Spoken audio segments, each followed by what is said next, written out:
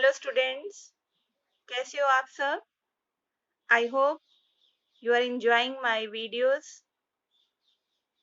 Today, our new chapter 5 of your bio portion of class 9, that is the fundamental unit of life पढ़ेंगे.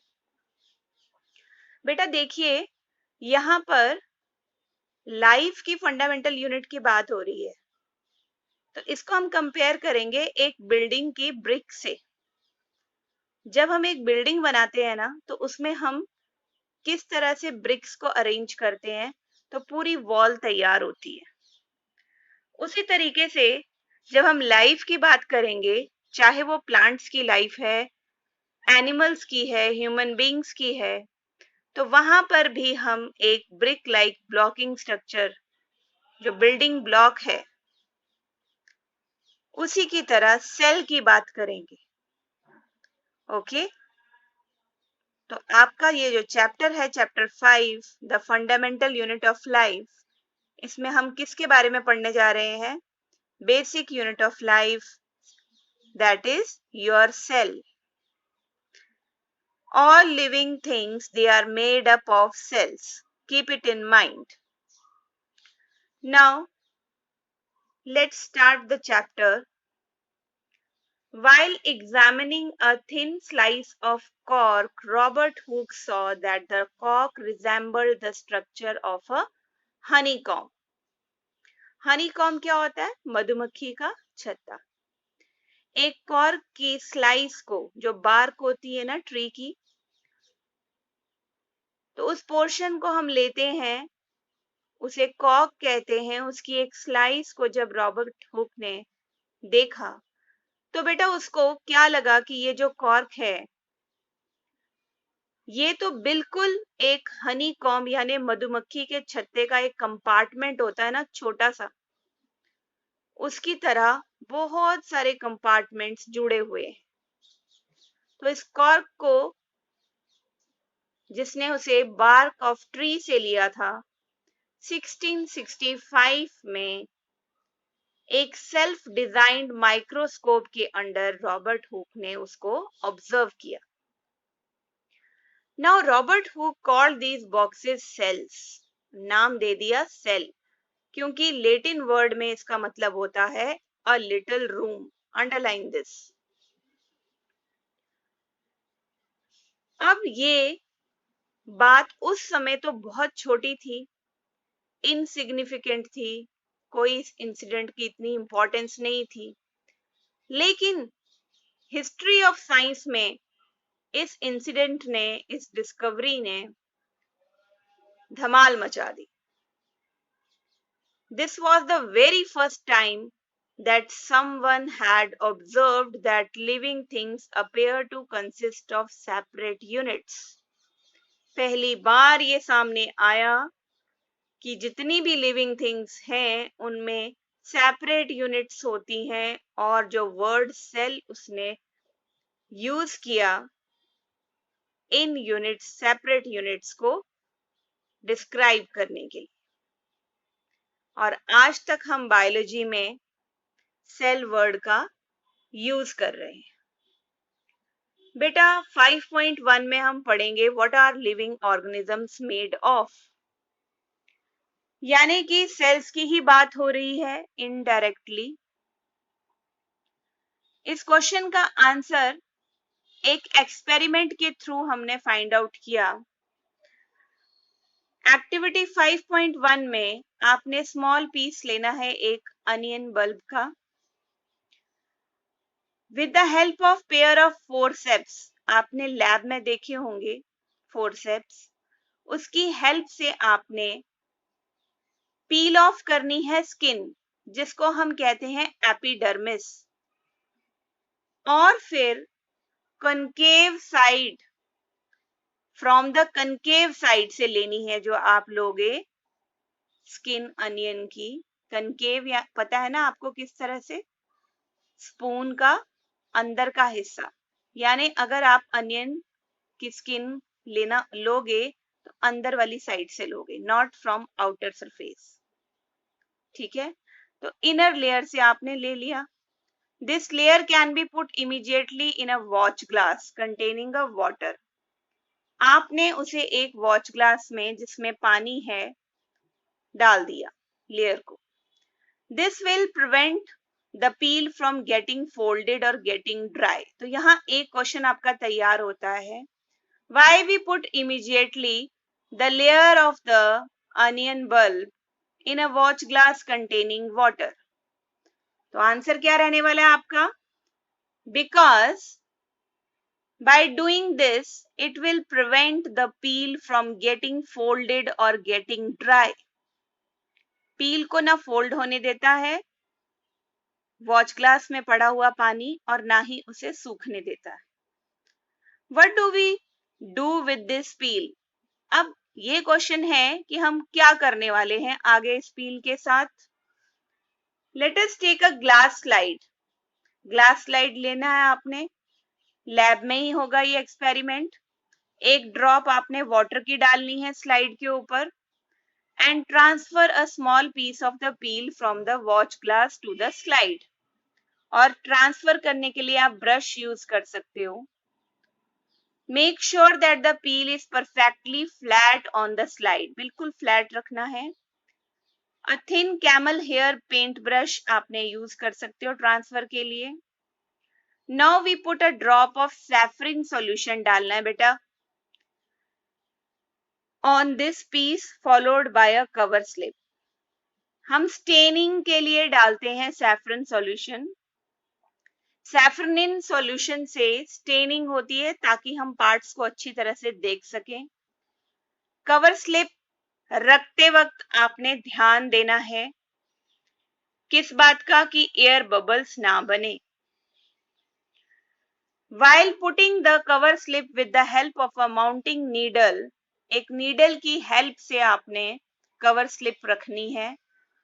Then ask your teacher for help. Help करने के लिए अपने teacher से कहिए We have prepared a temporary mount of onion peel. हमारे पास एक temporary not permanent थोड़ी देर के लिए एक माउंट तैयार हो गया किसका अनियन पील का. We can observe this slide under low power followed by high powers of a compound microscope. तो कंपाउंड माइक्रोस्कोप का बेटा आपको यहाँ पे डायग्राम दिया है स्ट्रक्चर दिया है देख लीजिए. नेक्स्ट है what do we observe as we look through the lens. क्या ऑब्जर्व किया हमने. Can we draw the structures that we are able to see through the microscope. क्या हम वो स्ट्रक्चर्स बना सकते हैं एक शीट के ऊपर. तो यहाँ बनाए हुए हैं बच्चे cells of an onion peel. इसी तरह से कुछ दिखेंगे आपके भी अनियन पील के सेल्स जिसमें होगा हनी कॉम की तरह different many compartments they are joint. पूरे एक छत्ते की तरह मधुमक्खी के. जो आपको ब्लैक डॉट्स दिख रहे हैं ये है हमारा न्यूक्लियस ऑफ द सेल और बहुत सारे जो आपको कंपार्टमेंट्स दिख रहे हैं they are cells. I hope ये एक्टिविटी मैंने आपको अच्छे से एक्सप्लेन कर दी है. इसके बाद बेटा हम पढ़ेंगे we can try preparing temporary mounts of peels of onions of different sizes. What do we observe? Do we see similar structures or different structures? We see similar structures. Now, what are these structures? ये structures क्या हैं? चलिए point पर आते हैं. These structures look similar to each other. एक जैसे दिखते हैं, कोई इनमें फर्क नहीं है. Together they form a big structure like an onion bulb. We find from this activity that onion bulbs of different sizes have similar small structures visible under a microscope. जो हमने देखा सेल उसमें और भी बहुत सारे स्ट्रक्चर हैं जो माइक्रोस्कोप के अंडर विजिबल हैं. नेक्ड आई से हम उन्हें नहीं देख सकते. The cells of the onion peel will all look the same regardless of the size of the onion they came from. Size matter नहीं करता अनियन का. सारे स्ट्रक्चर सेम होंगे. ये क्लियर हो जानी चाहिए बात. These small structures that we see are the basic building units of onion bulb. और इनको हम कहते हैं बेटा cells. Not only onions but all living organisms that we observe around are made up of cells, even our body also. However, there are also single cells that live on their own. Single cells भी होते हैं जिनको हम unicellular बोलते हैं, तो वो सारे के सारे फंक्शंस परफॉर्म करते हैं, जैसे अमीबा का एग्जाम्पल है, सिंगल सेल्ड ऑर्गेनिज्म है। अब आगे देखो बेटा, ये आपका जो बॉक्स है, it's very important, more to know. First cells were discovered by Robert Hooke in 1665, underline this. किस में उसने इन सेल्स को डिस्कवर किया बेटा? कॉक स्लाइस पे, अंडर अ प्रिमिटिव माइक्रोस्कोप जो सेल्फ डिजाइंड था।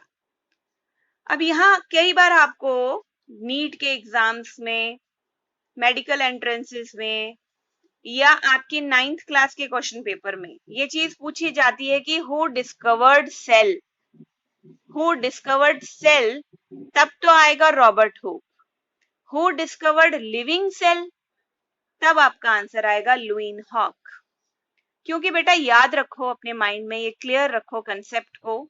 मैं कंसेप्ट क्लियरेंस की बात करती हूँ बार बार, इसीलिए हर लाइन को डिटेल में समझाती हूँ, कोई शॉर्टकट नहीं होता मेरी वीडियोस में।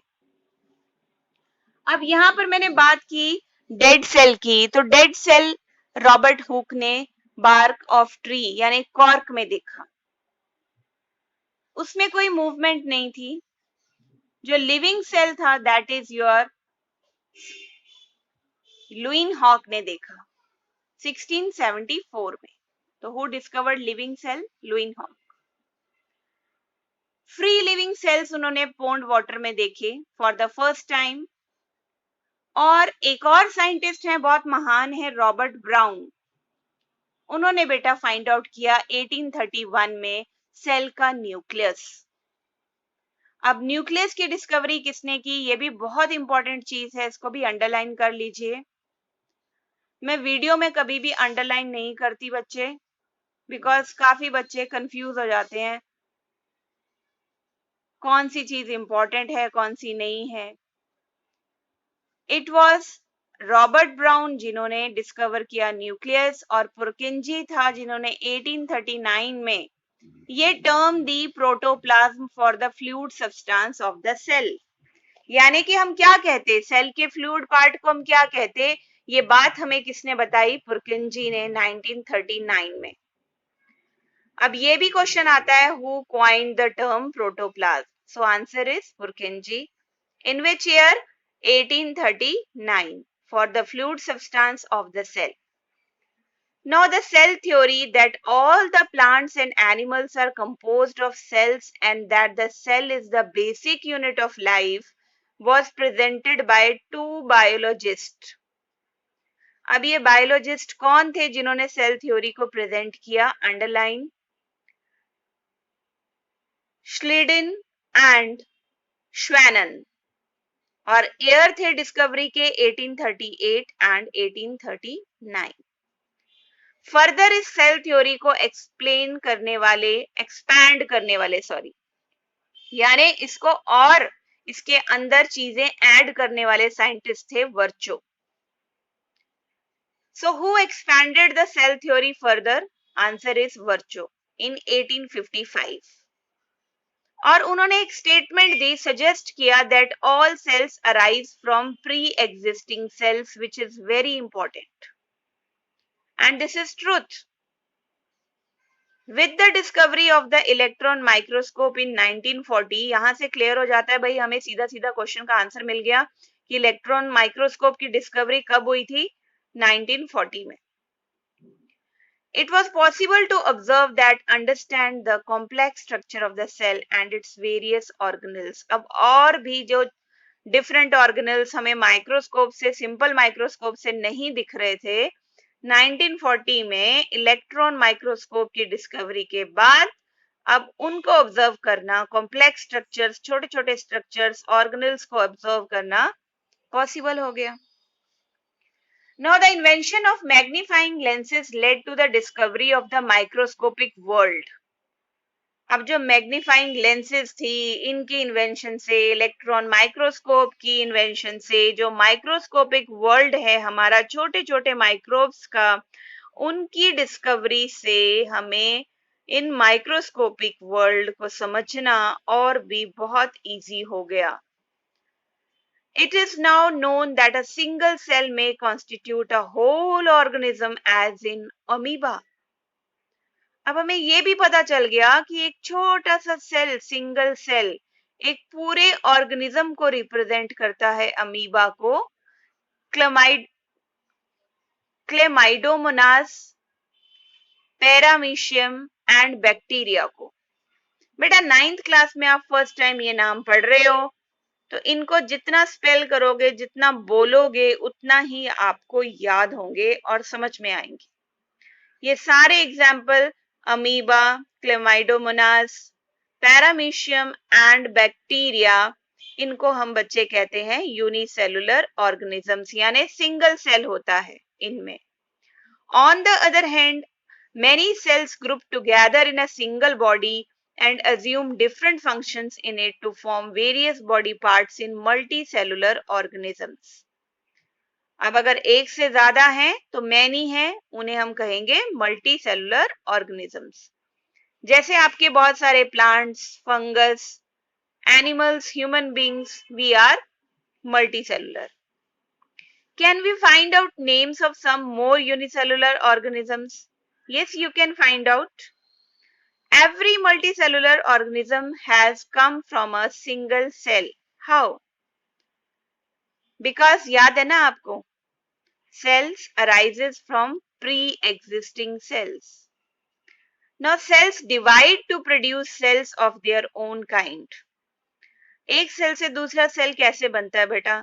जब एग्जिस्टिंग सेल की डिवीजन होगी तो और सेल प्रोड्यूस होंगे उनके जैसे. तो ये चीज प्रूव हो गई ना, all cells thus come from pre existing cells. अब एक्टिविटी 5.2 में देखिए, we can try preparing temporary mounts of leaf peels, tip of roots of onion or even peels of onions of different sizes. Now after performing the above activity, let us see what the answers to the following questions would be. Do all cells look alike in terms of shape and size? Do all cells look alike in structure? Could we find differences among cells from different parts of a plant body? What similarities could we find? तो बेटा एक simple सी बात है, अगर आपने different types के लिए हैं सेल्स अलग अलग पार्ट से, दे मे बी अलाइक, क्योंकि सेम सेल्स एक टिश्यू बनाते हैं और डिफरेंट सेल्स जो होते हैं वो टिश्यूज डिफरेंट टाइप्स के बनाते हैं. तो इसका मतलब क्या हुआ? Some organisms can also have cells of different kinds. Now look at the following pictures. अब यहां से आपको क्लियर हो जाएगा जो मैं आपको समझाना चाहती हूँ. ह्यूमन बॉडी के सेल्स हैं ये, और इन सेल्स को आप देखिए, various cells from the human body. जो डायग्राम है 5.3 आपने ड्रॉ भी करना है, it's very important for you. Smooth muscle cells, हमारी मसल्स का सेल उठा लिया, उसका देखो स्ट्रक्चर कैसा है, डिफरेंट है ना. ब्लड सेल्स का अलग है, नर्व सेल का अलग है, fat cell, bone cell, ovum, sperm, सबके डिफरेंट स्ट्रक्चर्स हैं according to their functions. Okay, so this is very simple to understand कि different types के cells present होते हैं living beings में, जिसका proof हमने diagram से दे दिया आपको. The shape and size of the cells are related to the specific function they perform. अभी मैंने आपको बताया ना कि शेप और साइज सेल्स की किस पे डिपेंड होती है बेटा? उनके फंक्शंस पे. कुछ अमीबा के जैसे हम सेल्स की बात करेंगे तो वो यूनिसेलुलर है, तो अपनी शेप्स चेंज करता है फंक्शंस परफॉर्म करने के लिए. Some cells like amoeba have changing shapes. Pseudopodia पढ़ा है ना आपने 7th 8th में. In some cases the cell shape could be more or less fixed and peculiar for a particular type of cell. यानी cell shape जो है वो special होती है किसी सेल की. फॉर एग्जाम्पल नर्व सेल्स हैं, उनकी टिपिकल शेप है. ओके, टिपिकल शेप है उनकी. Each living cell has the capacity to perform certain basic functions that are characteristics of all living forms. How does a living cell perform these basic functions? किस तरह से living cell जो है इन basic functions को perform करता है? We know that there is a division of labor in multicellular organisms such as human beings. Division of labor, अलग अलग cells हैं, अलग अलग organs में, अलग अलग tissues में काम कर रहे हैं. This means that different parts of the human body perform different functions. बिल्कुल, हमारा ब्रीदिंग सिस्टम देख लीजिए, डाइजेस्टिव सिस्टम देख लीजिए, एक्सक्रीटरी सिस्टम, रिप्रोडक्टिव सिस्टम, हर किसी पार्ट में डिफरेंट फंक्शन है सेल्स के. The human body has a heart to pump blood. Okay, हमारे पास हार्ट है, स्टमक है फूड को डाइजेस्ट करने के लिए. Similarly division of labour is also seen within a single cell. Amoeba में भी आपको डिवीजन ऑफ लेबर देखने को मिल जाएगी. फूड वैक्यूल, है ना, cytoplasm. In fact, each such cell has got certain specific components within it known as cell organelles. लेकिन ये बात भी सच्ची है कि हर सेल्स में अपने स्पेसिफिक कंपोनेंट्स होते हैं जिन्हें हम सेल ऑर्गेनेल्स बोलते हैं और इस चैप्टर में हम उन्हें डिटेल में पढ़ेंगे. Each kind of cell organelle performs a special function such as making new material in the cell, clearing up the waste material from the cell, and so on. A cell is able to live and perform all its functions because of these organelles. These organelles together constitute the basic unit called the cell.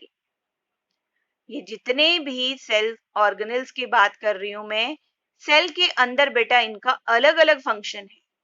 देखिए, समझिए इस चीज को. It is very interesting that all cells are found to have the same organelles no matter what their function is or what organism they are found in. कितनी interesting बात है ना कि सेम ऑर्गेनेल्स होते हैं सेल्स में और कोई बात नहीं होती, कोई there is no matter what their function is, और सब सेल ऑर्गेनेल्स के फंक्शन डिफरेंट होते हैं जिन ऑर्गेनिजम्स में ये सेल पाए जाते हैं. नाउ नेक्स्ट हम करेंगे बेटा इसके questions. Who discovered cells and how. तो यहां पर मैं आपका ध्यान लेकर जाऊंगी. Robert Hooke discovered cells in cork and Leeuwenhoek discovered free cells in pond water. Why is the cell called the structural and functional unit of life? अब ऊपर वाले क्वेश्चन में हाउ का आंसर मैं आपको बताती हूँ कि while examining the cork he find out that the cells of corks are like honeycomb. तो honeycomb के जो कंपार्टमेंट्स थे डिफरेंट, उसी तरह से कॉक में उसे नजर आ रहे थे और उसने हर एक अलग अलग यूनिट को नाम दिया सेल का. सेल्फ डिजाइन माइक्रोस्कोप के अंडर ऑब्जर्व किया. तो ये सारी कहानी आपने लिख देनी है फर्स्ट क्वेश्चन में.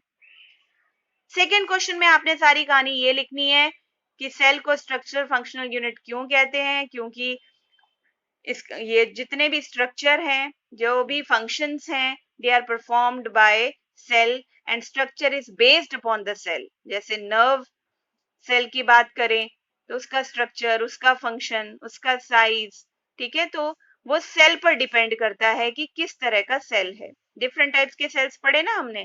तो सेल्स जो है वो हमारे जो बॉडी को स्ट्रक्चर भी देता है और वेरियस फंक्शंस भी परफॉर्म करता है. That is why it is known as structural and functional unit of life.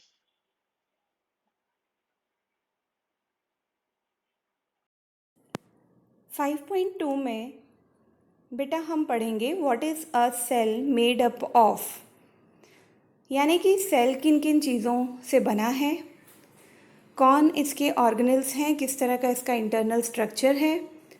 Then what is the structural organisation of a cell.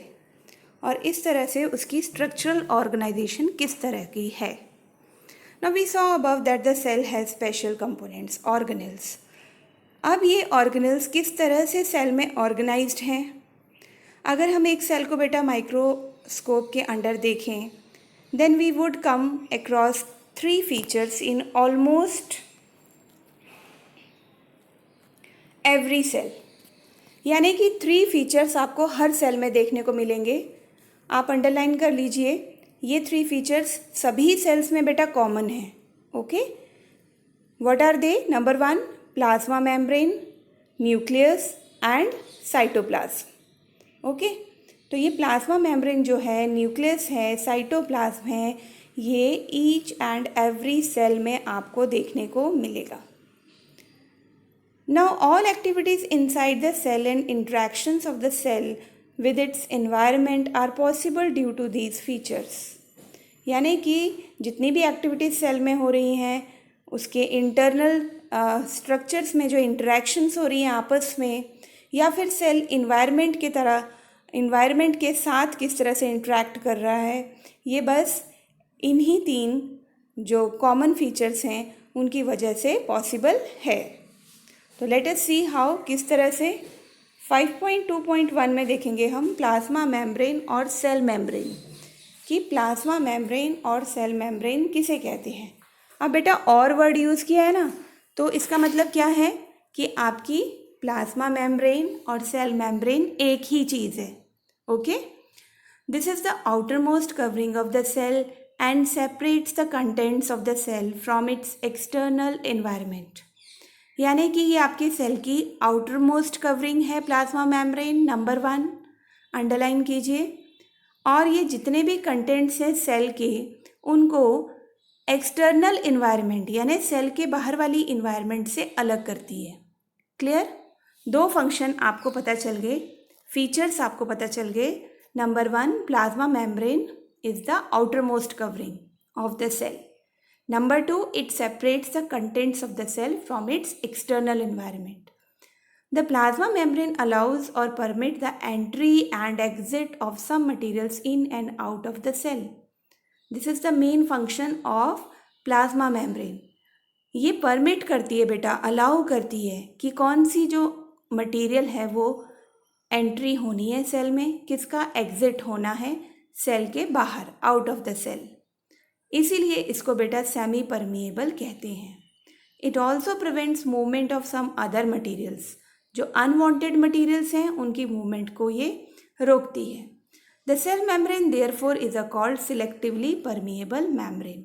तो इस क्वेश्चन का आपको आंसर मिल गया होगा, why cell membrane is called selectively permeable membrane, because it selects, it allows, it permits the entry and exit of some materials in and out of the cell. Okay. Now next is, how does the movement of substances take place into the cell? How do substances move out of the cell? अब ये बात भी तो जानना बहुत ज़रूरी है कि सेल में किस तरह से सब्सटेंसेस की मूवमेंट इन एंड आउट होती है. तो बेटा यहाँ समझिए ज़रा.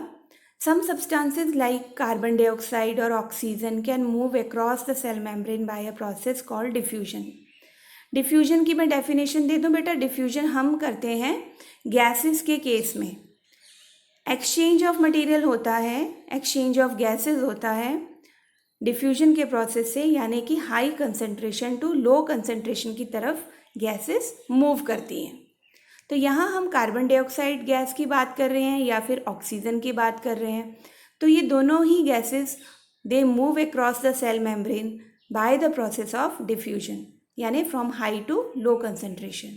Now we have studied the process of diffusion in earlier chapters also. We saw that there is spontaneous movement of a substance from a region of high concentration to a region where its concentration is low. Now something similar to this happens in the cells when, for example, some substances like CO2, which is cellular waste, आपको पता है ना हमारे cell में respiration होता है जिसमें जो सेलुलर वेस्ट है उसमें आपका कार्बन डाइऑक्साइड आता है, and it requires to be excreted out by the cell, जो लंग्स के थ्रू एक्सक्रीट आउट हो जाता है. Okay. Now when it accumulates in high concentration inside the cell, बात को समझिए, जब कार्बन डाइऑक्साइड अकोमुलेट्स का मतलब होता है इकट्ठा हो जाना। आप लिख लो पेंसिल से अपनी बुक में। जब CO2 एकोमुलेट्स हो जाती है हाई कंसंट्रेशन में सेल के अंदर, तो क्या होता है, in the cells external environment the concentration of CO2 is low as compare to that inside. तो इससे क्या फ़र्क पड़ता है कि एक डिफरेंस क्रिएट हो जाता है CO2 की कंसंट्रेशन में इनसाइड और outside the cell. Now diffusion का जो लॉ है, CO2 moves out of the cell from a region of high concentration to a region of low concentration outside the cell by the process of diffusion. Now similarly बेटा, oxygen कैसे enter करती है cell में? Diffusion के process से। बाहर जो cell के बाहर ऑक्सीजन की कंसंट्रेशन ज़्यादा है, ठीक है, एज कंपेयर टू इनसाइड। इसलिए diffusion plays an important role in gaseous exchange between the cells as well as the cell and its external environment. और इस तरह से जो ऑक्सीजन है वो हाई टू लो सेल के अंदर एंटर हो जाती है। Now water also obeys the law of diffusion, लेकिन वाटर के केस में हम डिफ्यूजन वर्ड नहीं यूज़ करेंगे, हम यूज़ करेंगे osmosis. Okay, the movement of water molecules through such a selectively permeable membrane is called osmosis. इसे आप अंडरलाइन कर लो, क्योंकि दिमाग में ये कंसेप्ट क्लियर कर लो कि मैम ने हमें बताया है कि गैसेस के केस में जब मूवमेंट होती है तो उसे हम डिफ्यूजन का नाम देते हैं, लेकिन अगर हम वाटर लिक्विड्स कंसिडर कर रहे हैं तो हम ऑस्मोसिस वर्ड यूज़ करेंगे। So my dear students, the movement of water across the plasma membrane is also affected by the amount of substance dissolved in water. यानी कितना अमाउंट वाटर में substance का डिजॉल्व है, इस पर भी डिपेंड करती है movement. Thus, osmosis is the passage of water from a region of high water concentration through a selectively permeable membrane to a region of low water concentration till equilibrium is reached. ठीक है, क्या मतलब है इसका? Equilibrium का मतलब होता है स्टिल हो जाना, ना अंदर जा रहा है वाटर ना बाहर आ रहा है सेल से। ओके, द रेट ऑफ, या फिर ऐसे कह लीजिए, the rate of entering the water inside the cell is equal to the rate of exit of water from the cell. तो ऐसी स्टेज को हम बोलेंगे equilibrium. What will happen if we put an animal cell or a plant cell into a solution of sugar और salt in water? अब मान लीजिए पानी में हमारे पास शुगर सॉल्ट है, यानी शुगर और सॉल्ट का सॉल्यूशन है हमारे पास। तो अगर हम इसके अंदर एनिमल सेल को डालेंगे, प्लांट सेल को डालेंगे, तो क्या होगा? ये केसेस बहुत इंपॉर्टेंट है, ध्यान से सुनेंगे। अलग अलग कंडीशन में अलग अलग तरह के रिजल्ट्स हमें मिलेंगे। कैसे? One of the following 3 things could happen. 3 चीज़ें होंगी एनिमल और प्लांट सेल के साथ अगर आप उसको शुगर और सॉल्ट सॉल्यूशन में डालोगे। Number 1 is, if the medium surrounding the cell has a higher water concentration than the cell, meaning that the outside solution is very dilute, the cell will gain water by osmosis. Such a solution is known as a hypotonic solution. यानी कि simply बता दिया गया है कि salt और sugar कम है पानी में सॉल्यूशन में, तो उसमें डाइल्यूट है, वो ज़्यादा वाटर है। सेल आपने अंदर डाला हुआ है सॉल्यूशन के, बाहर वाटर की कंसंट्रेशन ज़्यादा है, इसलिए वाटर एंटर करेगा सेल में और सेल का जो साइज है वो बढ़ जाएगा। ठीक है, cell will gain the water by osmosis और उसका साइज भी बढ़ जाएगा। ऐसे सॉल्यूशन को हम बोलते हैं हाइपोटोनिक। याद रखें हमेशा, बार बार सुनिए इसको, जो मैंने बोला है अभी, इसको बार बार सुनिए कि हाइपोटोनिक सॉल्यूशन क्या होता है। जब आपका सॉल्यूशन जिसमें एनिमल और प्लांट सेल है वो लेस कंसंट्रेटेड है, यानी उसमें सॉल्ट शुगर कम है, ठीक है, उसमें वाटर की कंसंट्रेशन ज़्यादा है, तो हाई टू लो जो हमने लॉ पढ़ा है ऑस्मोसिस का, वाटर एंटर करेगा सेल में, ठीक है, और cell will gain the water और it will increase in size. लेकिन सॉल्यूशन को हम क्या बोलेंगे? Hypotonic solution. Now water molecules are free to pass across the cell membrane in both the directions, but more water will come into the cell and will leave. The net overall result is that water enters the cell is likely to swell up. तो hypotonic solution में cell की जो result है हमारे पास वो आएगा cell is likely to swell up, फूल जाएगा, swelling हो जाएगी उसमें water के कारण। Next is second condition, if the medium has exactly the same water concentration as the cell. अब क्या होगा, सेम कंसेंट्रेशन है वाटर की बाहर, सेल के अंदर भी सेम है, तो there will be no net movement of water, कोई मूवमेंट नहीं होगी सेल मेम्ब्रेन में। Such a solution is known as isotonic solution. Underline, very important, what is isotonic solution? When there is equal concentration of water inside or outside the cell, such type of solutions they are known as isotonic. No movement of water takes place in such solutions. Water crosses the cell membrane in both the direction, but the amount going is the same as the amount going out, so there is no overall movement of the water. तो cell पर इसका क्या effect पड़ेगा बच्चे, ध्यान से सुनिए, the cell will stay in the same size रहेगा उसका। Now third is, if the medium has a lower concentration of water, अगर मीडियम में पानी की कंसेंट्रेशन कम है, यानी कि आपका जो सॉल्ट शुगर है उसकी कंसेंट्रेशन ज़्यादा है सॉल्यूशन में, पानी बहुत कम है एज़ कम्पेयर टू सेल, तो इसका मतलब क्या हुआ, वेरी कंसेंट्रेटेड सॉल्यूशन है वो, सेल विल लूज वाटर, क्योंकि सेल के अंदर ज़्यादा वाटर है तो सेल अब हाई टू लो पानी को मूव करेगा, तो पानी ऑस्मोसिस के थ्रू बाहर आ जाएगा। Such a solution is known as hypertonic solution. Very important, hypertonic solution यानी inside the cell there is more concentration of water as compared to outside, so water will move from cell to outside, and as a result water crosses the cell membrane in both directions, but this time more water leaves the cell then enters it, therefore the cell will shrink, cell का size shrink हो जाएगा, कम हो जाएगा। Thus osmosis is a special case of diffusion through a selectively permeable membrane. Now let us try out the following activity. आइए हम ये activity करते हैं। इसके लिए आपको एग्स चाहिए, okay. Osmosis with an egg, एक एग में कैसे ऑस्मोसिस होता है। ए कंडीशन देखिए, remove the shell off an egg by dissolving in dilute hydrochloric acid. Dilute बात कर रहे हैं ना, वाटर की कंसेंट्रेशन है इसमें, HCl में डाल दिया हमने, ठीक है। शेल जो है हमने वो एग का रिमूव कर दिया, remove the shell off an egg by dissolving in dilute HCl acid, जैसे एसिड में डालोगे शेल एग का रिमूव हो जाएगा। The shell is mostly calcium carbonate से बना होता है, अंडरलाइन कीजिए, एग का शेल किससे बना होता है, कैल्शियम कार्बोनेट से। A thin outer skin now encloses the egg. अब शेल आपका टूट चुका है तो आपके पास क्या प्रेजेंट है, थिन आउटर स्किन एग की, ठीक है। Now put the egg in pure water and observe after 5 minutes. 5 minute के बाद आपने ऑब्जर्व करना है। व्हाट डू वी ऑब्जर्व, क्या ऑब्जर्व करेंगे हम, the egg swells because water passes into it by osmosis, क्योंकि डाइल्यूट HCl में है तो पानी जो है वो एंटर करेगा अंदर। सॉल्यूशन कैसा है, हाइपोटोनिक, और सेल ने पानी गेन किया तो it will swell up, okay. Now next देखिए, place a similar de shelled egg in a, de shelled होता है बिना शेल की, ओके।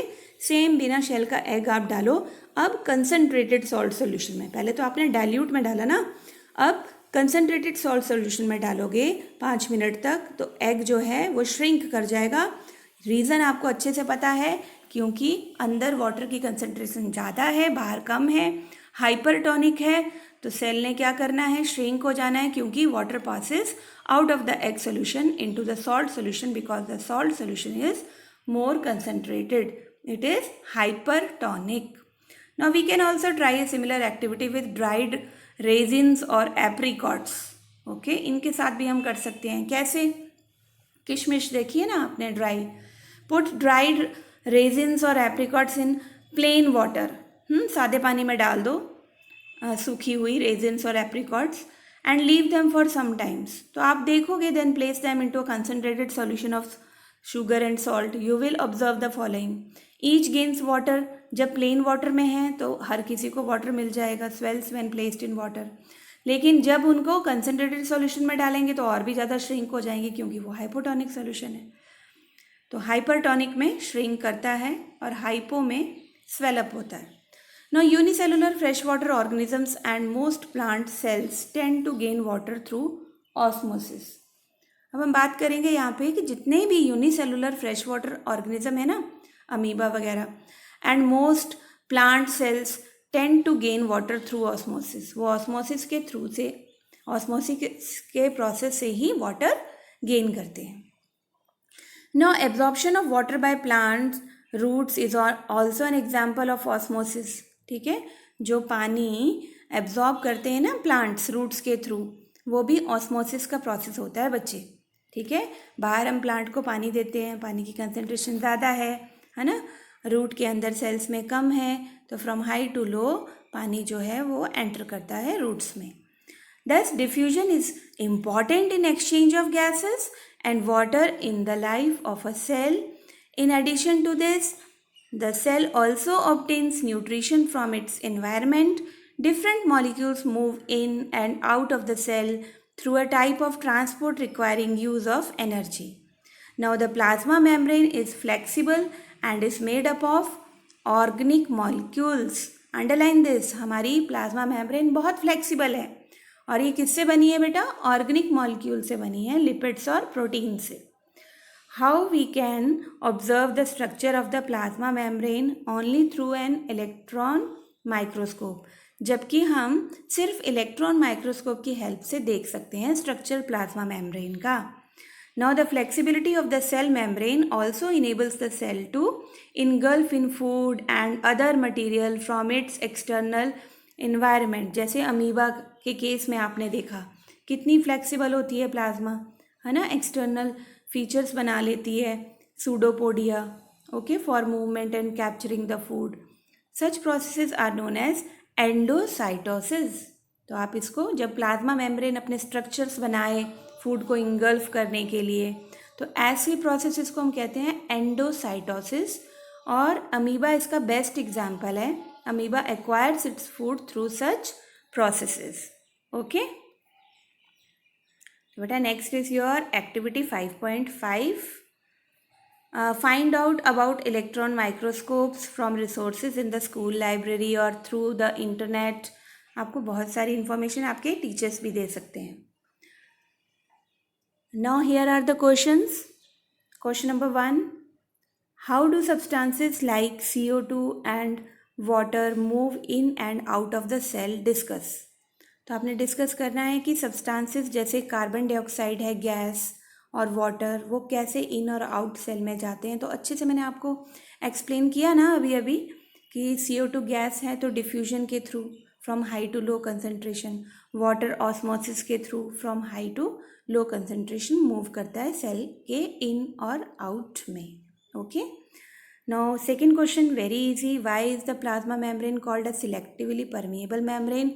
बिकॉज इट अलाउज और permits the materials which are required by the cell. Okay, selectively permeable है ये, और कुछ मटीरियल्स को ये रोकती भी है जो अनवांटेड हैं from entering into the cell. Now next is cell wall.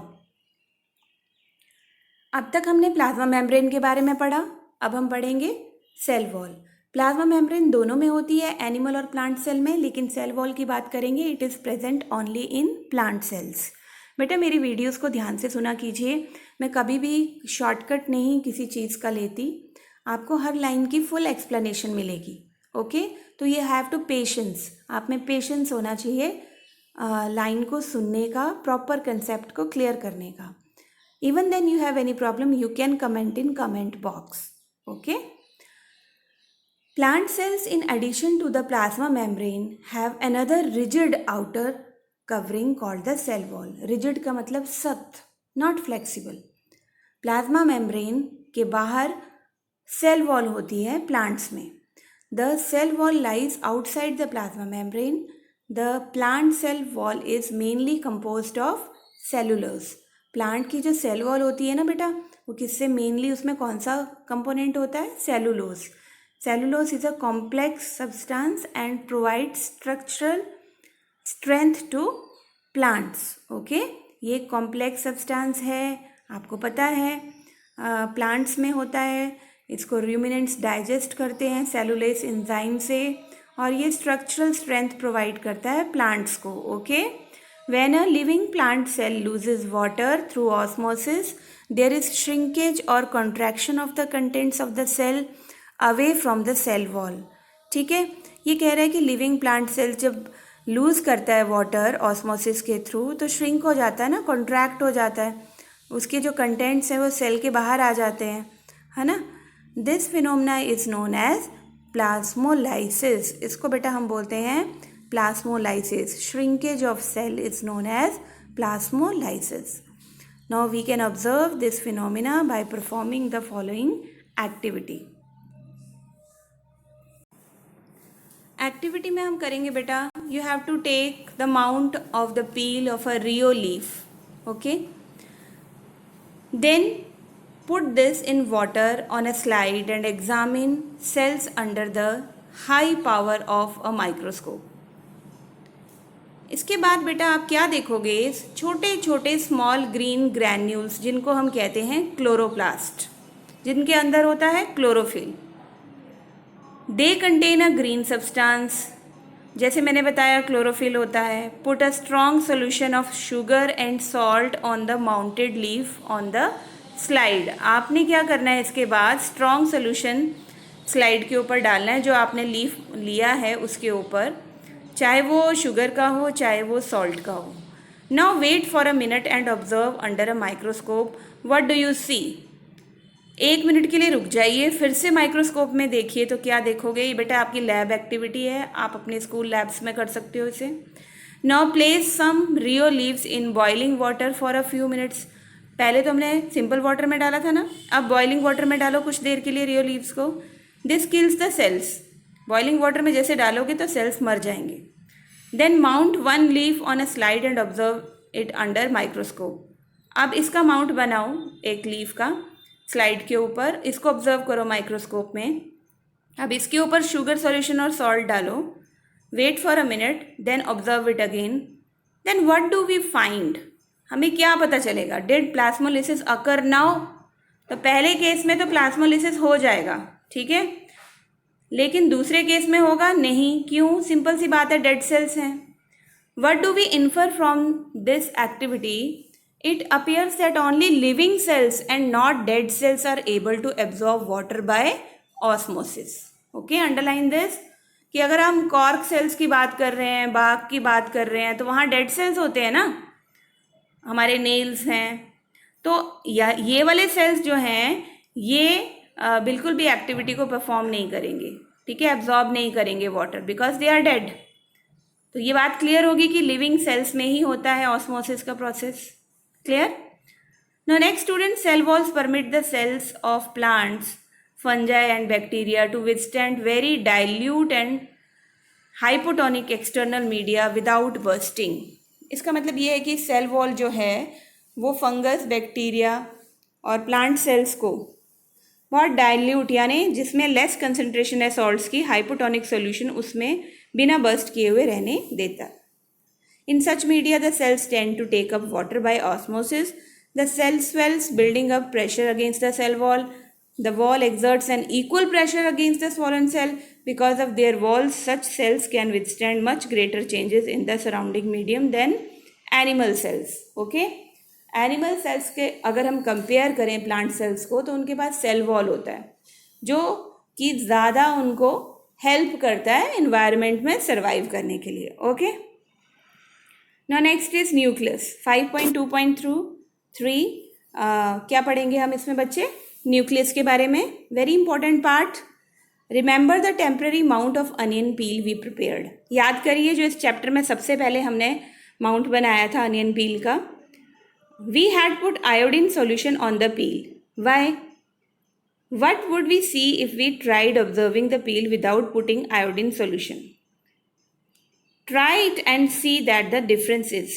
Further, when we put iodine solution on the peel, did each cell get eventually colored? Now, according to their chemical composition, different regions of cells get colored differentially. जिस तरह का chemical composition है sales का अलग अलग regions में, उसके according बेटा उनकी कलरिंग होगी। Some regions appear dark than other regions, कुछ दूसरे रीजन्स के कंपैरिजन में ज़्यादा डार्क होंगे। Apart from iodine solution we could also use safranin solution भी हम यूज़ कर सकते हैं, और मिथाइलिन ब्लू सोल्यूशंस भी यूज़ कर सकते हैं सेल्स को स्टेन करने के लिए। Now we have observed cells from an onion. Let us now observe cells from our own body. अब तक तो हमने अनियन सेल्स की बात की ना, अब हम बात करेंगे अपनी बॉडी के सेल्स की. तो बेटा देखिए activity 5.7. Let us take a glass slide with a drop of water on it. एक ग्लास स्लाइड लो, ड्रॉप लो पानी की. Using an ice cream spoon gently space the inside surface of the cheek. ठीक है, हमने आइसक्रीम स्पून की help से जेंटली, बड़े आराम से, है ना, रगड़ना नहीं है, स्क्रैप करना है inside the surface of the cheek, अपने गाल की अंदर तरफ. Does any material get stuck on the spoon? Yes, stuck करेगा. With the help of needle we can transfer this material and spread it evenly on the glass slide kept ready for this. Okay, हमने glass slide ready रखी है, उसके ऊपर हम ये material डाल देंगे. Now to colour the material we can put a drop of methylene blue solution.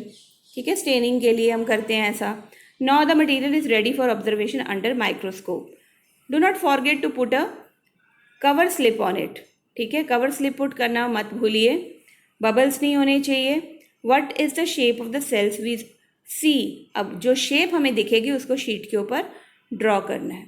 Was there a darkly coloured, spherical और ओवल, है ना, उनका कलर डार्क है क्या? स्फेरिकल है शेप, ओवल है, डॉट लाइक स्ट्रक्चर है सेंटर में हर सेल के. तो ये जो डॉट लाइक स्ट्रक्चर हैं, this structure is called nucleus. Okay, where there similar structure in onion peel cells. हमने अनियन पील सेल्स भी इस तरह के देखे थे, ब्लैक कलर के डॉट लाइक स्ट्रक्चर्स वहाँ भी देखे थे. नाउ अंडरलाइन कीजिए, nucleus has a double layered covering. Okay, ये बातें 9th क्लास में अगर आपके कंसेप्ट्स क्लियर होते हैं कि कौन सा ऑर्गेनेल डबल लेयर्ड है, कौन सा सिंगल लेयर्ड है, तो ये नीट के पेपर में क्वेश्चन आते हैं आपको. +1, 10th, +2 सब में काम आने वाली हैं ये चीज़ें. तो 9th आपका बेस है, इसको हल्के में मत लीजिए. 9th क्लास से ही आपकी पढ़ाई शुरू होती है बायो केमिस्ट्री और फिजिक्स की. तो बेटा अंडरलाइन कर लो इसको. डबल लेयर्ड कवरिंग हमेशा याद रखोगे किस में होती है? न्यूक्लियस में, जिसको हम न्यूक्लियर मेम्ब्रेन कहते हैं. तो न्यूक्लियर मेम्ब्रेन क्या हुई? Double layered.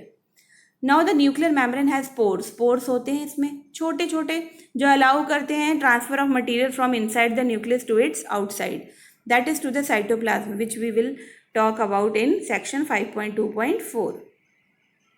Now the nucleus contain chromosomes. Nucleus में क्या होता है? क्रोमोसोम्स होते हैं, which are visibly as rod shaped structures only when the cell is about to divide. अब बेटा जेनेटिक मटेरियल होता है ना, जेनेटिक इन्फॉर्मेशन होती है. क्या होती है जेनेटिक इन्फॉर्मेशन? जो हमारे एक जनरेशन से, हमारे पेरेंट्स से हमें मिली है, करेक्टर्स, है ना, ये सारे कहाँ होते हैं बच्चे? क्रोमोसोम्स में होते हैं, जीन्स के रूप में. तो ये क्रोमोसोम्स कहाँ हैं? न्यूक्लियस में. ओके, तो आपको जब आप न्यूक्लियस देखोगे माइक्रोस्कोप में तो आपको क्रोमोसोम्स दिखेंगे. रॉड शेप्ड स्ट्रक्चर्स हैं ये. Only when the cell is about to divide, तभी दिखाई देते हैं जब सेल में डिवीजन होनी होती है. क्रोमोसोम्स कंटेन इन्फॉर्मेशन, जैसे मैंने अभी बताया, जो हम करेक्टर्स इनहेरिट करते हैं पेरेंट्स से, नेक्स्ट जनरेशन में जाते हैं, है ना, in the form of DNA. DNA का फुल फॉर्म आता है एग्जाम में, अंडरलाइन कर लो. डीऑक्सी राइबो न्यूक्लिक एसिड है, प्रोटीन मॉलिक्यूल है ये. Chromosomes are composed of DNA and protein. Chromosomes किसके बने हुए हैं बच्चे? डीएनए और प्रोटीन से. अंडरलाइन कीजिए, वेरी इंपॉर्टेंट. डीएनए मॉलिक्यूल्स में सारी इंफॉर्मेशन होती है, किस तरह से सेल्स के को ऑर्गेनाइज करना है, कंस्ट्रक्ट करना है. Now functional segments of DNA are called genes. जो काम करते हैं डीएनए में फंक्शनल सेगमेंट, उनको हम कहते हैं बच्चे जीन्स. तो in a cell which is not dividing, DNA is present as a part of chromatin material. अगर नॉट डिवाइडिंग है तो वहाँ पे हमें क्रोमोसोम्स नहीं ना दिखाई देंगे, तो लेकिन क्रोमोसोम्स का जो मटीरियल है वो हमें क्रोमेटिन मटीरियल के रूप में दिखाई देगा डीएनए में, जब सेल डिवाइड नहीं हो रहा हो. Now chromatin material is visible as entangled mass of thread like structures होते हैं ये. whenever the cell is about to divide, the chromatin material gets organized into chromosomes. Very simple. जब सेल ने divide होना है, यही क्रोमेटिन मटेरियल जो thread like mass है, ये क्रोमोसोम की शेप में, रॉड लाइक शेप में कन्वर्ट हो जाता है. Now the nucleus plays a central role in cellular reproduction. Cell की अगर रिप्रोडक्शन होनी है, डिवाइड होना है, तो न्यूक्लियस ने सेंट्रल रोल प्ले करना है, यानी मुख्य रोल इसी का है. The process by which a single cell divides and forms 2 new cells. ठीक है, रिप्रोडक्शन का प्रोसेस क्या होता है? जिसमें एक सिंगल सेल डिवाइड करता है और 2 नए सेल्स बनाता है. It also plays a crucial part along with the environment in determining the way the cell will develop and what form it will exhibit and at maturity by directing the chemical activities of the cell. Direct करता है भाई cell को chemical activities के लिए nucleus. इन सम organisms like bacteria की बात करें तो न्यूक्लियर रीजन जो है सेल का वो पुअरली डिफाइंड होता है. ठीक है, उसमें एब्सेंस होती है न्यूक्लियर मेम्ब्रेन. ये बिल्कुल अंडरलाइन कर लो, बहुत इंपॉर्टेंट है ये कि बैक्टीरिया के केस में आपका जो न्यूक्लियर मेम्ब्रेन है ये है ही नहीं है, वेल डिफाइंड नहीं है न्यूक्लियस. तो such an undefined nuclear region containing only one nucleic acid, उसको हम कहते हैं न्यूक्लियोइड. ठीक है, जिसमें न्यूक्लियर मेम्ब्रेन नहीं होती उसमें न्यूक्लिक एसिड्स को हम बोलते हैं nucleoid. Okay, underline this. Such organisms whose cells lack a nuclear membrane are called prokaryotes. तो प्रोकैरियोट्स की डेफिनेशन है ये प्रिमिटिव ऑर्गेनिजम्स की. प्रो का मतलब प्रिमिटिव, प्राइमरी, कैरियोट का मतलब न्यूक्लियस. तो ऐसा न्यूक्लियस जिसमें न्यूक्लियर मेम्ब्रेन नहीं है उनको हम प्रोकैरियोट्स बोलेंगे ऑर्गेनिजम्स को. ना organism with sales having a nuclear membrane उनको हम बोलेंगे यूकैरियोट्स. तो डिफरेंस पता चल गया आपको, what are prokaryotes and what are eukaryotes. Prokaryotes में भी न्यूक्लियस होता है बट न्यूक्लियर मेम्ब्रेन नहीं होती, उसको न्यूक्लियोइड बोलते हैं. लेकिन यूकैरियोट्स में जो न्यूक्लियस होता है उसमें न्यूक्लियर मेम्ब्रेन होती है. Now prokaryotic cells also lack most of other cytoplasmic organelles. Cytoplasmic organelles क्यों बोलते हैं? क्योंकि साइटोप्लाज्म में होते हैं ऑर्गेनेल्स, तो प्रोकैरियोट्स में और भी हैं जो नहीं होते. अब देखो क्या क्या है वो आप ड्रॉ करो अपनी नोटबुक पे. प्रोकैरियोटिक सेल में सेल वॉल है, प्लाज्मा मेम्ब्रेन है, राइबोसोम्स हैं, न्यूक्लियोइड है. जो न्यूक्लियस बिना मेम्ब्रेन के है ना, that is known as nucleoid. Now cytoplasm की बात करें 5.2.4 में, तो साइटोप्लाज्म क्या है? When we look at the temporary mount of onion peel as well as human cheek cells we can see a large region of each cell enclosed by a cell membrane. कहते हैं कि जब हम temporary mount देखते हैं ना onion पील का, ठीक है, या फिर हम ह्यूमन चीक का हमने देखा, तो हमने लार्ज रीजन देखा सेल का जो सेल मेम्ब्रेन से इनक्लोज्ड था.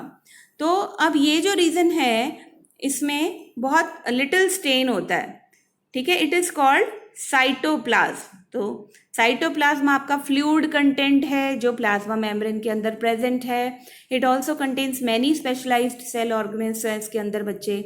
Each of these organelles performs a specific function for the cell. Okay, cytoplasm के अंदर जितने भी सेल ऑर्गेनेल्स हैं वो स्पेशल फंक्शंस, अलग अलग फंक्शंस हैं उनके परफॉर्म करने के लिए. Now cell organelles are enclosed by a membrane. अगर हम बात करें सेल ऑर्गेनेल्स फ्री घूम रहे हैं, नहीं, उनकी भी सेल मेम्ब्रेन होती है. ओके, समझो इस चीज़ को. तो प्रोकैरियोट्स में beside the absence of defined nuclear region, जैसे हमने बात की, मेम्ब्रेन बाउंड सेल ऑर्गेनेल्स नहीं होते, है ना, एब्सेंट होते हैं प्रोकैरियोट्स में. On the other hand eukaryotes में न्यूक्लियर मेम्ब्रेन भी होती है और ऑर्गेनेल्स मेम्ब्रेन इनक्लोज्ड भी होते हैं. Now the significance of membranes can be illustrated with the example of viruses. अब वायरसेस के एग्जाम्पल से हम सिग्निफिकेंस बता सकते हैं मेंबर्स का. Viruses lack any membranes and hence do not show characteristics of life until they enter a living body and use its cell machinery to multiply. यानी कि वायरस के पास कोई मेम्ब्रेन नहीं होती. Okay, and hence do not show characteristics of life की कोई characteristic वो show नहीं करते जब तक वो एक लिविंग बॉडी में एंटर नहीं कर जाते. देखो कोरोना वायरस कितना डेंजरस है ना एंटर करने के बाद. And you use its cell machinery to multiply. और एक बार घुस जाए ना लिविंग ऑर्गेनिज्म में वायरसेस, तो उसकी मशीनरी को यूज़ करके मल्टीप्लाई होते रहते हैं और हमें नुकसान करते रहते हैं. अब देखिए क्वेश्चंस बेटा, यहाँ पे फर्स्ट क्वेश्चन है आपका, fill in the gaps in the following table illustrating differences between prokaryotic and eukaryotic cells में. तो बहुत सिंपल है. साइज प्रोकैरियोटिक सेल का देख लीजिए 10⁻⁻⁶ माइक्रोन, है ना, और यूकैरियोटिक सेल का 5 to 100, यानी लार्ज साइज होता है as compare to prokaryotic cell. Nuclear region आप इसमें फिल करो, दैट इज नॉट डिफाइंड, है ना, जिसको हम क्या कहते हैं, that is known as nucleoid. फटाफट से पेंसिल उठाइए, मैं बोल रही हूँ, आप इस टेबल को फिल करो अपनी बुक में. न्यूक्लियर रीजन जो है वहाँ पे न्यूक्लियर मेम्ब्रेन नहीं है. ओके, तो जो मटेरियल पड़ा हुआ है उसको हम बोलते हैं nucleoid. Okay, then eukaryotic cell में न्यूक्लियर रीजन वेल डिफाइंड है. आप प्रोकैरियोटिक में लिखोगे not well defined, and surrounded by a nuclear membrane eukaryotic cell में, और उसमें कोई न्यूक्लियर मेम्ब्रेन नहीं है प्रोकैरियोटिक में। नौ सिंगल क्रोमोसोम प्रेजेंट है प्रोकैरियोटिक में, more than one chromosomes eukaryotic में। Membrane bound cell organelles absent हैं प्रोकैरियोट में, जबकि यूकैरियोट में membrane bound cell organelles are present लिखिए। Okay, now next is your topic cell organelles 5.2.5। Cell organelles में बच्चे हम पढ़ेंगे every cell has a membrane around it to keep its own content separate from the external environment. वो कह रहा है कि हर किसी सेल में मेम्ब्रेन होती है, ठीक है, around it to keep its own contents separate from the external environment. यानी कि हर एक सेल अपने कंटेंट्स को सेपरेट रखता है, एनवायरनमेंट से बचा के रखता है, सेफ रखता है, ज़रूरी भी है। लार्ज एंड कॉम्प्लेक्स सेल्स जो होते हैं, जिनमें मल्टी सेलुलर ऑर्गेनिजम्स के सेल्स आते हैं, they need a lot of chemical activities to support their complicated structure and function. Now to keep these activities of different kinds separate from each other, these cells use membrane-bound little structures, organelles within themselves. Now this is one of the feature of the eukaryotic cells that distinguish them from prokaryotic cells. अभी पढ़ा ना हमने कि membrane bounded organelles जो हैं वो eukaryotic cells में होते हैं, जो उन्हें prokaryotic cells से different करता है. Some of these organelles are visible. कुछ तो दिखते हैं हमें only with an electron microscope. Okay, we have talked about the nucleus in a previous section में हमने न्यूक्लियस की बात की. Some important examples of cell organelles which we will discuss now are endoplasmic reticulum. कहते हैं कि हमने बात की ना न्यूक्लियस की पिछले सेक्शन में अभी, तो कुछ और इम्पॉर्टेंट एग्जाम्पल्स भी हैं सेल ऑर्गेनेल्स के जो हम अब डिस्कस करेंगे. दे आर एंडोप्लाज्मिक रेटिकुलम, जिसको ER कहते हैं. दो तरह के होते हैं ये, rough and smooth. Golgi apparatus, lysosome suicidal bags हमारे सेल के, माइटोकॉन्ड्रिया पावर हाउस हमारे सेल का, एंड प्लास्टिड्स प्लांट सेल में होते हैं जो. They are important because they carry out some very crucial functions in cells. बहुत इंपॉर्टेंट है क्योंकि क्रूशियल फंक्शंस जो वही कर सकते हैं, परफॉर्म करते हैं सेल में. नेक्स्ट इज 5.2.5 एंडोप्लाज्मिक रेटिकुलम के बारे में पढ़ेंगे, जिसको हम ER भी कहते हैं. तो बेटा ये large network of membrane bound tubes का है, शीट्स का है. It looks like long tubules और राउंड. ओके, वेसिकल्स होते हैं, बैग्स होते हैं इसके अंदर. The ER membrane is similar in structure to the plasma membrane की तरह स्ट्रक्चर है. टू टाइप्स की ER जैसे मैंने बोला, rough endoplasmic reticulum RER and smooth endoplasmic reticulum SER. RER rough है, इसको माइक्रोस्कोप में देखोगे तो पार्टिकल्स हैं, छोटे छोटे से राइबोसोम्स अटैच्ड हैं इसके सरफेस के साथ. The ribosomes which are present in all active cells are the sites of protein manufacture. और राइबोसोम्स को बनाने वाला कौन है? न्यूक्लियोलस. ओके, और काम क्या है इनका? Protein synthesis. राइबोसोम्स का काम है protein synthesis. Now the manufactured proteins are then sent to various places in the cell depending on need, कहाँ इसकी ज़रूरत है. तो जो बेटा SER है, स्मूथ एंडोप्लाज्मिक रेटिकुलम, ये फैट मॉलिक्यूल्स यानी लिपिड्स की फॉर्मेशन, लिपिड्स की सिंथेसिस में हेल्प करता है. ओके, स्मूथ एंडोप्लाज्मिक रेटिकुलम में राइबोसोम्स प्रेजेंट नहीं होते. ठीक है, और जो ये लिपिड्स बनाता है ना, प्रोटीन्स लिपिड्स हेल्प करते हैं जो हमारी सेल मेम्ब्रेन को बनाने में, इसको हम बोलते हैं मेम्ब्रेन बायोजेनेसिस. तो what is membrane biogenesis? Bio का मतलब लाइफ, जेनेसिस बनाना. मेम्ब्रेन को बनाने का काम जो नेचुरली करते हैं लिपिड्स और proteins, that process is known as membrane biogenesis. Some other proteins and lipids function as enzymes and hormones. Although the ER varies greatly in appearance in different cells, it always forms a network system. एक network system बनाता है वो. देखिए ये है आपका animal cell, इसका diagram आपको बनाना आना चाहिए. बहुत सिंपल है. Outer covering plasma membrane, Golgi apparatus है, SER है, RER है, राइबोसोम्स RER में प्रेजेंट है, dot like structures. Nuclear envelope है क्योंकि ये यूकैरियोटिक सेल है. देन न्यूक्लियस भी प्रेजेंट है जिसकी हम बात कर रहे हैं, मेम्ब्रेन प्रेजेंट होती है यूकैरियोट्स में. जो फ्लूइड लाइक कंटेंट है that is known as cytoplasm. Rough endoplasmic reticulum है जिसमें राइबोसोम्स नहीं होते हैं जो प्रोटीन सिंथेसिस करते हैं। स्मूथ एंडोप्लाज्मिक रेटिकुलम में राइबोसोम्स नहीं होते और ये लिपिड फॉर्मेशन करते हैं। ओके, माइटोकॉन्ड्रिया आपका पावर हाउस जिसके बारे में अभी हम थोड़ी देर में पढ़ेंगे। लाइजोसोम आपके सोसाइटल बैग्स, ये भी अभी पढ़ेंगे। सेंट्रियोल्स भी हैं, सेल डिवीजन के टाइम पर अराइज होते हैं। तो this is your animal cell जिसका डायग्राम आपको बनाना ही है।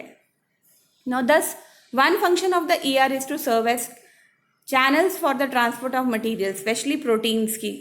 ठीक है, तो ये ट्रांसपोर्टेशन ऑफ प्रोटीन्स में हेल्प करता है between various regions of the cytoplasm और between the cytoplasm and the nucleus. Now the endoplasmic reticulum also function as the cytoplasmic framework, providing a surface for some of the biochemical activities of the cell. Now in the liver cells, liver underline कीजिए, the group of animals called vertebrates, जैसे हम लोग हैं, है ना, हम लोगों के लीवर सेल्स में SCR plays a crucial role in detoxifying many poisons and drugs. बिल्कुल लिख लो, इसको अंडरलाइन कर लो बेटा, ये आपको पता होना चाहिए। टेक्स्ट बुक आपकी एनसीईआरटी की बहुत इंपॉर्टेंट है, सारे क्वेश्चंस इसी में से निकल कर आते हैं।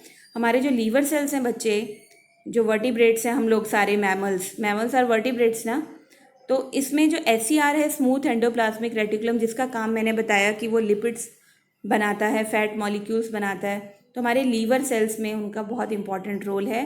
क्या करते हैं वो? डिटॉक्सीफाई कर देते हैं अनवांटेड मटेरियल को, पॉइजन्स को। ठीक है, ड्रग्स जो मेडिसिन हम खाते हैं तो उनमें अगर कोई ऐसी चीज़ है जो हमारे लिए हार्मफुल है तो उसको डिटॉक्सीफाई करते हैं। कौन करते हैं? हमारे एससीआर। ओके, लीवर सेल्स में। तो this is your plant cell. Plant cell के ये सारे पार्ट हैं बेटा। यहाँ पे कौन सी चीज़ प्लांट सेल में आपको अलग दिखी एनिमल सेल से?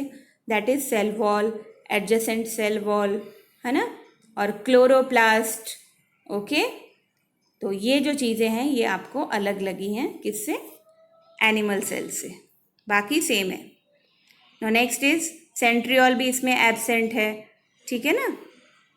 देन अब हम पढ़ेंगे गोल्गी अपरेटस के बारे में। 5.2.5 सेकेंड पार्ट है। फर्स्ट पार्ट में हमने पढ़ा आपका एससीआर, एंडोप्लाज्मिक रेटिकुलम। अब हम पढ़ेंगे Golgi apparatus. Golgi apparatus first बेटा डिस्क्राइब किया था कैमिलो गोल्गी ने। ठीक है, इसके अंदर जो सिस्टम है बेटा, मेम्ब्रेन बाउंड वेसिकल्स हैं, अगेन फ्लैटेंड सैक्स हैं जो अरेंज किए गए हैं पैरेलल टू ईच अदर, और इन स्टैक्स को हम बोलते हैं सिस्टर्न्स। Now these membranes often have connections with the membranes of endoplasmic reticulum के साथ attached होता है Golgi apparatus, and therefore constitute another protein of a complex cellular membrane system. The material synthesized near the endoplasmic reticulum is packaged and dispatched to various targets inside and outside the cell through the Golgi apparatus. जो packing की है ना endoplasmic reticulum ने proteins की, अब उसको transport करना है आगे, तो किसके थ्रू करेगा वो? जहाँ टारगेट है सेल में, जहाँ पहुँचाना है या आउटसाइड द सेल जाना है, with the help of Golgi apparatus. तो ट्रांसपोर्टिंग का काम गोल्गी अपरेटस का है, सिक्रीशन का काम। It functions include the storage. Okay, Golgi apparatus आपका क्या क्या करता है? Number 1, storage, modification and packaging of products in vesicles. In some cases, complex sugars may be made from simple sugars in Golgi apparatus. The Golgi apparatus is also involved in the formation of lysosomes. तो ये question आपको पक्का आता है कि lysosomes की formation कहाँ होती है, कौन से सेल ऑर्गेनेल में? तो that is answer is Golgi apparatus में लाइजोसोम्स की मैन्युफैक्चरिंग होती है।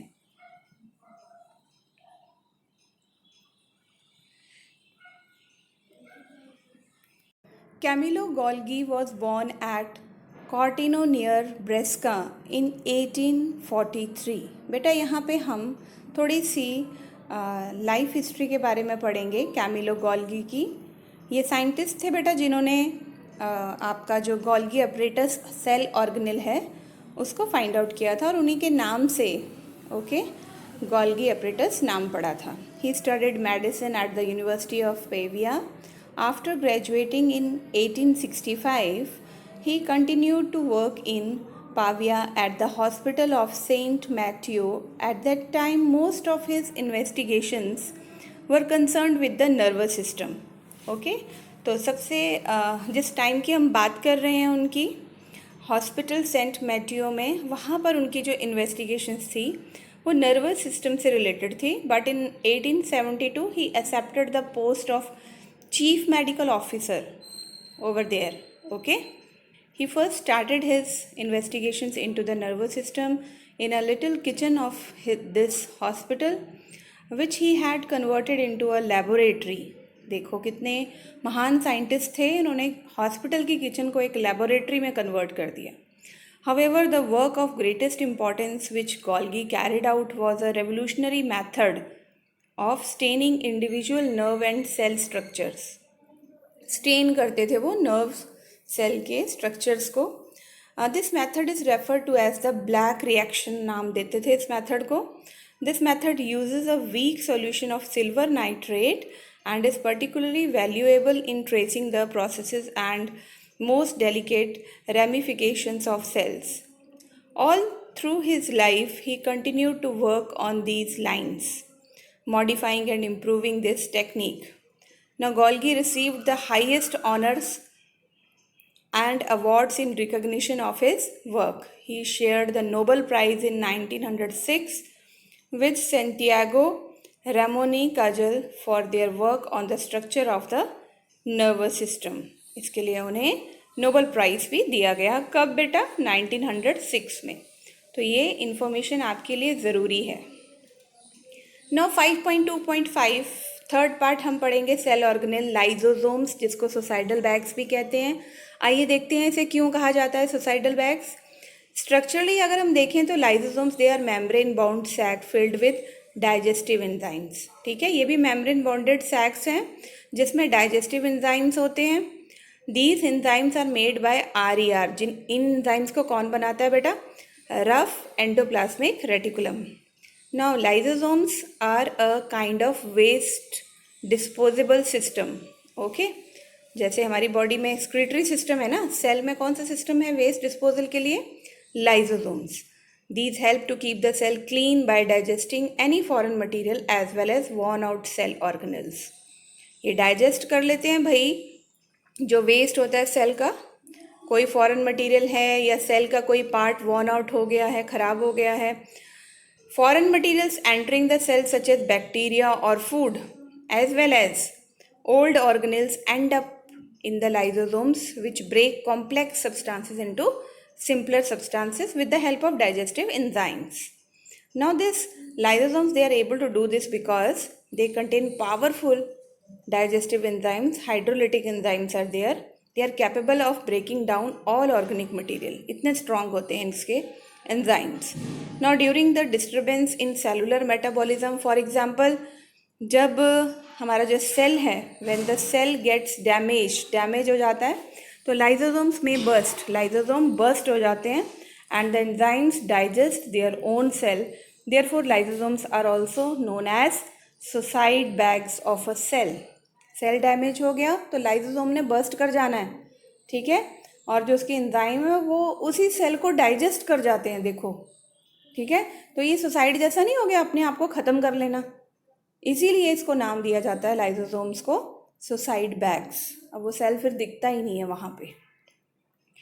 Now next is your 5.2.5 fourth part cell organelle, that is mitochondria. आइए देखते हैं माइटोकॉन्ड्रिया को पावर हाउस क्यों कहते हैं. Mitochondria are known as power houses of the cell. Mitochondria have 2 membrane coverings. अब ये डबल मेम्ब्रेन है. ठीक है, पीछे हमने सिंगल मेम्ब्रेन पढ़ा ना लाइजोसोम्स. माइटोकॉन्ड्रिया फिर आ गया न्यूक्लियस की तरह, double membrane structure. Outer membrane जो है इसकी पोरस है, पोर्स हैं उसमें. इनर मेम्ब्रेन डीपली फोल्डेड है to increase the surface area. These folds increase surface area for ATP generating chemical reactions. Now the energy required for various chemical activities needed for life is released by mitochondria in the form of ATP. तो आपको energy जो है किस form में मिलने वाली है? ATP की फॉर्म में, जिसका फुल फॉर्म आपको एग्जाम में आता है adenosine triphosphate molecules. Now, ATP is known as the energy currency of the cell. The body uses energy stored in ATP for making new chemical compounds and for mechanical work. ठीक है, cell अपने लिए भी इस energy को use करता है. आगे देखिए बच्चे, mitochondria are strange organelles in the sense that they have their own DNA and ribosomes. अब आपको ये क्वेश्चन आता है कि कौन सा सेल ऑर्गेनेल है जिसमें डीएनए और राइबोसोम्स प्रेजेंट है. तो डीएनए तो बेटा न्यूक्लियस में भी था, माइटोकॉन्ड्रिया में भी है, ठीक है. लेकिन एक और चीज़ यहाँ पर ऐड हुई है माइटोकॉन्ड्रिया में, दैट दे आर राइबोसोम्स, जिनकी हमने बात की थी. मैंने आपको बताया था, आपकी बुक में नहीं लिखा, नोट कर लो, न्यूक्लियोलस बनाता है राइबोसोम्स, ठीक है. और जो रफ एंडोप्लाज्मिक रेटिकुलम है आपका आरईआर, वहाँ पर राइबोसोम्स होते हैं, प्रोटीन सिंथेसिस काम होता है. ये डीएनए और राइबोसोम आपका माइटोकॉन्ड्रिया में भी प्रेजेंट होता है. Therefore mitochondria are able to make some of their own proteins. और इन्हीं राइबोसोम्स के कारण माइटोकॉन्ड्रिया अपने प्रोटीन्स खुद बना सकते हैं. This is very important. Now 5.2.5 में फिफ्थ पार्ट करेंगे हम cell organelle, that is plastids. बेटा प्लास्टिड्स क्या हैं? Plastids are present only in plant cells में प्रेजेंट है. They are of two types of plastids. अगर प्लास्टिड्स की बात करें कितने टाइप की होती हैं बच्चे, तो टू टाइप्स की होती हैं. One is chromoplast, coloured plastids होते हैं, कलरफुल होते हैं ये. ल्यूकोप्लास्ट वाइट और कलरलेस होते हैं. तो क्रोमोप्लास्ट में पिगमेंट होता है क्लोरोफिल, ठीक है. और क्लोरोप्लास्ट देखा ना आपने, जहाँ पे क्लोरोफिल प्रेजेंट होता है. फोटोसिंथेसिस का प्रोसेस कौन सी साइड पे होता है? क्लोरोप्लास्ट में. Chloroplast also contains various yellow और orange pigment addition to chlorophyll, इसलिए कलर्ड होते हैं, क्रोमो बोलते हैं इनको. Okay. Then leucoplast primary organelles in which material such as starch, oil, protein granule store होते हैं. ओके. तो ये सब कहाँ स्टोर होता है? ल्यूकोप्लास्ट में, जो कलरलेस होते हैं या वाइट कलर के होते हैं. The internal organisation of the chloroplast consist of numerous membrane layers embedded in a material called the stroma. हम प्लास्टिड्स में बात करेंगे हम क्लोरोप्लास्ट की. तो जो स्ट्रोमा है ये क्या है? ये मेम्ब्रेन लेयर्स हैं बेटा, बहुत ज़्यादा हैं, इसलिए न्यूमरस वर्ड यूज़ किया है. These are similar to mitochondria in external structure. अगर हम बाहर से देखें तो जैसे हमने क्रिस्टी की बात की थी माइटोकॉन्ड्रिया में, फोल्डेड स्ट्रक्चर, वैसे ही हैं ये. Like the mitochondria, plastids also have their own DNA and ribosomes. तो अब आपको ये क्वेश्चन बन गया पेपर में, लिख लीजिए. Name the two cell organelles which contains their own DNA and ribosomes. They are mitochondria and plastids. जिस बच्चे ने ये क्वेश्चन नहीं लिखा उसको बाद में पछतावा होने वाला है. Write down this question. Now 5.2.5 vacuoles. Vacuoles are storage sacs for solid और लिक्विड कंटेंट्स. जितने भी वैक्यूल्स हैं they are small size in animal cells, लेकिन इनका साइज बड़ा होता है प्लांट सेल में. प्लांट सेल में अंडरलाइन कर लीजिए, जो 90% तक सेल वॉल्यूम जो है ये आपका सेंट्रल वैक्यूल जो है प्लांट्स में ऑक्यूपाई करता है. ठीक है, यानी कि कितनी परसेंटेज होती है इसकी वैक्यूल्स की? 90%. ये +1 में क्वेश्चन आपको आता है बायो में. Yes. Next is in plant cells vacuoles are full और cell sap are provide turgidity and rigidity. यहाँ पर फंक्शन आ गया वैक्यूल्स का. क्या प्रोवाइड कर रहा है ये प्लांट सेल को? Turgidity and rigidity of the cell. Strength दे रहा है, सपोर्ट दे रहा है, mechanical support. Many substances of importance in the life of the plant cell are stored in vacuoles. अब कौन से हैं ये? Amino acid, sugar, various organic acid and some proteins, they are stored in vacuoles. Single celled organism है amoeba, यहाँ food vacuole है, जिसके बाद फूड आइटम्स होती हैं, और जो अमीबा है वो कंज्यूम करता है इसे. In some unicellular organisms specialised vacuoles also play important roles in expelling excess water and some waste from the cell. यही वैक्यूल्स हैं जो यूनिसेलुलर ऑर्गेनिजम्स में जो उनका वेस्ट होता है उसको एक्सपेल आउट करने में हेल्प करते हैं. एक्सक्रीटरी ऑर्गन्स हैं उनके. नो क्वेश्चंस देखिए, यहाँ पे सारे क्वेश्चंस हमने डिस्कस किए हैं डिटेल में. Can you name the two organelles that we have studied that contain their own genetic material? Yes, आप इसमें नाम दो, माइटोकॉन्ड्रिया एंड प्लास्टिड्स. न्यूक्लियस भी दे सकते हो.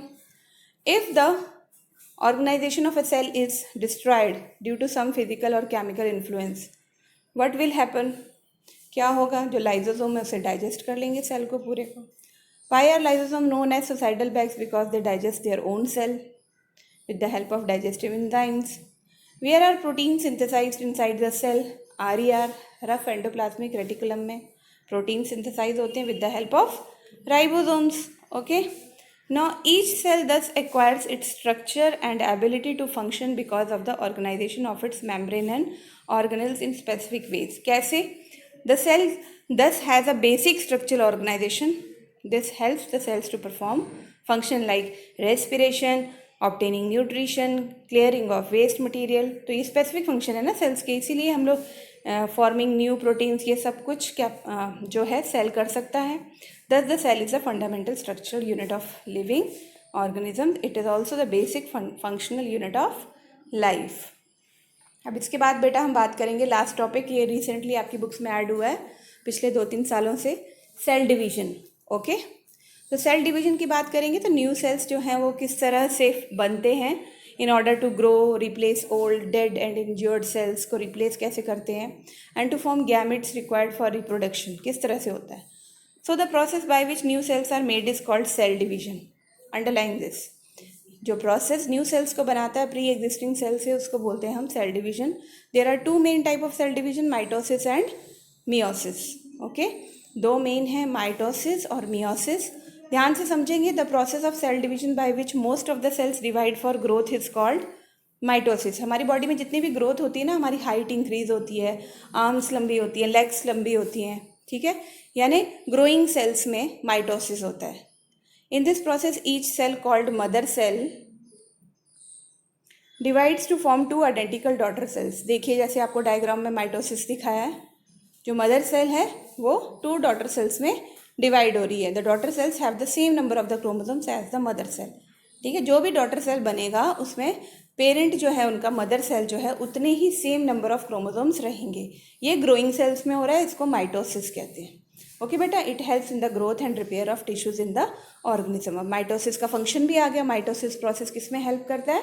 It helps in the growth and repair of tissues in organisms.